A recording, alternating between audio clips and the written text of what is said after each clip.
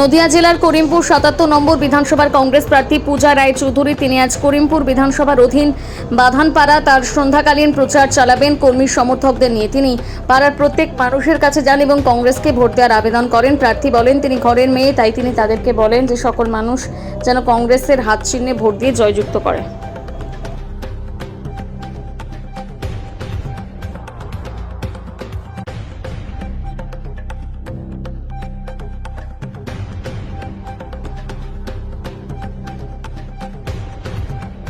SIR 2 লক্ষ নাম বাদ নদিয়া জেলার মধ্যে।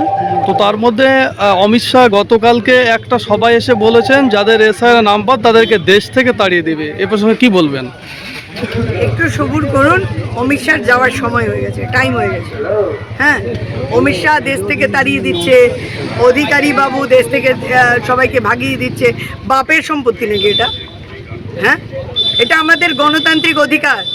একটা সংবিধান আছে ভারতবর্ষে, যেই সংবিধানটা একটা মানুষের পাশে তার বাবা মা কাকা কাকি চাচা চাচি নানা নানি না থাকলে যেই সংবিধানটা তাদের পাশে দাঁড়ায়, একটা মানুষের সবচাইতে জোর হলো সংবিধান। ওরা সংবিধান ভাঙার চেষ্টা করছে।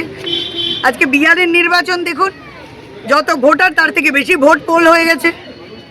তো এইভাবে ভোট চুরি করে কতদিন? এটা গণতান্ত্রিক অধিকারটাকে হনন করছে।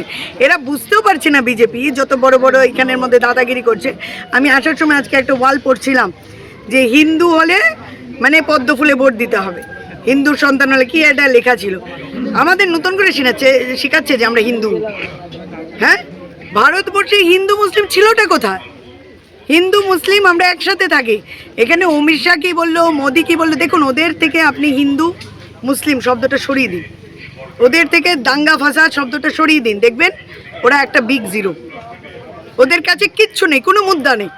একটা কলেজ নেই, একটা স্কুল নেই, একটা হসপিটাল নেই, একটা ভালো কাজ নেই, সার্বিক উন্নয়ন নেই, একটা কোম্পানি নেই, একটা ফ্যাক্টরি নেই, কিচ্ছু নেই। খালি আছে হিন্দু মুসলিম হিন্দু মুসলিম হিন্দু মুসলিম। পশ্চিমবাংলায় কি শান্তিপূর্ণভাবে ভোট হবে বলে আশা করছেন? আশা তো করছি শান্তিপূর্ণভাবে ভোট হবে, কারণ টেনশন দেখুন, ওই যে বললাম দিদি মোদির আতাত। হ্যাঁ, দিদি ভাই ভাবছেন যে না ভাই ডিটেনশন ক্যাম্পের জমিটা দিয়ে দিন, নইলে ভাই আমাকেই লাপসি খেতে যেতে হবে। হ্যাঁ, আর এরা এদিকে এসআইআর এর নামে এনআরসি করছে, যখন যখন যাদের ইচ্ছে করছে ম্যানিপুলেশন পারমিউটেশন কম্বিনেশন করে ভোট কাটছে, যে না এই ভোটটা বিজেপির হতে পারে, এই ভোটটা কংগ্রেসের হতে পারে, এই করে করে ওরা ভোট ম্যানিপুলেট করছে। তো দেখুন, শান্তিপূর্ণ ভোট আমরা আশা করছি। আমার মনে হয় এবারটা শান্তিপূর্ণ হবে, কারণ কি দুজন দলই তো, একজনের ছাপ্পা ভোট বাতিল হয়ে গেছে, ডেড ভোটার্সের নাম বাতিল হয়ে গেছে।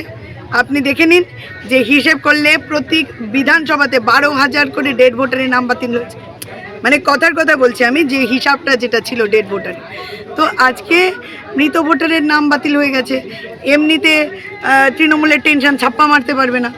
আর মোদি চাইছে যায় ভাই এসআইআর করে যেগুলো বাদ দিয়েছি এগুলোকে ভোট দিতে দেবো না। দেখুন এদের খাওয়া খাইতে আমার মনে হয় এইবার কেন্দ্রীয় বাহিনী আনছে, সেইভাবে আমরা দেখতে পাচ্ছি।